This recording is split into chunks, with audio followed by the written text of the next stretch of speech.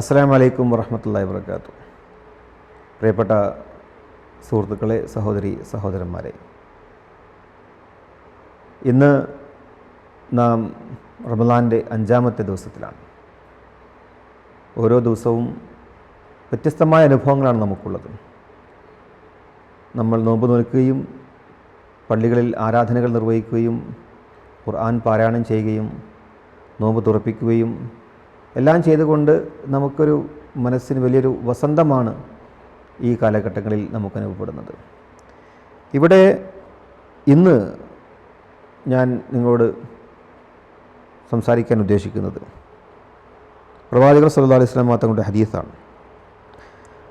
അൻ അബീ ഹുറൈറ റളിയല്ലാഹു തആല അൻഹു അന്ന റസൂലുള്ളാഹി സ്വല്ലല്ലാഹു അലൈഹി വസല്ലം ഖാൽ ഇദാ ജാഅ റമളാനു ഫുതിഹത് അബ്വാബുൽ ജന്ന വഉല്ലിഖത് അബ്വാബുൻ നാർ വസുഫിദത് അശ്ശയാത്തീൻ. അബൂ ഹുറൈറ റളിയല്ലാഹു തആല അൻഹു റിപ്പോർട്ട് ചെയ്ത ഹദീസ്. പ്രവാചകർ സല്ലല്ലാഹു അലൈഹി വസല്ലം തങ്ങൾ പറയുകയാണ്, റമളാൻ സമാഗതമായാൽ സ്വർഗ കവാടങ്ങൾ തുറക്കപ്പെടുകയും നരകത്തിൻ്റെ വാതിലുകൾ അടക്കപ്പെടുകയും പിശാചുക്കളെ ബന്ധിക്കപ്പെടുകയും ചെയ്യുന്നു എന്നുള്ളത്. ഇവിടെ നമുക്ക് ഏറ്റവും വലിയ സന്തോഷം നുകരുന്നത് സ്വർഗത്തിൻ്റെ കവാടം തുറക്കപ്പെടുക എന്നുള്ള വലിയൊരു സന്തോഷം. അതേസമയത്ത് തന്നെ നരകത്തിൻ്റെ കവാടങ്ങൾ പൂട്ടപ്പെടുന്നു, പിശാചിനെ ബന്ദിയാക്കപ്പെടുന്നു. ഒരു വിശ്വാസിയെ സംബന്ധിച്ചിടത്തോളം അവൻ്റെ ഏറ്റവും വലിയ ലക്ഷ്യമെന്ന് പറയുന്നത് സ്വർഗപ്രവേശനമാണ്. അള്ളാഹുവിൻ്റെ തൃപ്തി അവന് കിട്ടുകയും അതിലൂടെ ഏറ്റവും നല്ല അവൻ്റെ ലക്ഷ്യം, പരമോന്നത ലക്ഷ്യമെന്ന് പറയുന്നത് ദൈവത്തെ കാണുകയും സ്വർഗത്തിൽ കടക്കുകയും ചെയ്യുക എന്നുള്ളതാണ്. ആ സ്വർഗത്തിൻ്റെ വാതിലുകൾ തുറക്കുന്ന സമയമാണ് റമളാൻ മാസത്തിൽ മുഴുവൻ. അതുപോലെ നരകം എന്ന് പറയുന്നത് വിശ്വാസിയെ സംബന്ധിച്ചിടത്തോളം ഏറ്റവും ഭയാനകരമായ ഒരു സ്ഥലമാണ്.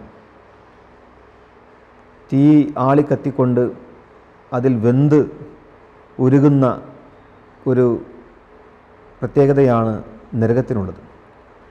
ആ നരകത്തിലേക്ക് ആർക്കും കടക്കാൻ കഴിയാത്ത രീതിയിൽ ആ നരകത്തിൻ്റെ വാതിലുകൾ പൂട്ടപ്പെട്ടിരിക്കുകയാണ്. അതുപോലെ പിശാചിനെ കെട്ടിയിടുന്ന ഒരു മാസം കൂടി. അപ്പോൾ നമ്മുടെയൊക്കെ ജീവിതത്തിൽ തെറ്റുകളൊക്കെ നമ്മൾ സംഭവിച്ചു പോകുന്നത് നമ്മൾ പിശാചിനോട് നമ്മൾ പോരാടാൻ നമുക്ക് സാധിക്കാത്തത് കൊണ്ടാണ്. പിശാച് എപ്പോഴും ദൈവചിന്തയുമായി നടക്കുന്നവരെ പിന്തിരിപ്പിക്കുക എന്നുള്ളതാണ് പിശാചിൻ്റെ ലക്ഷ്യം.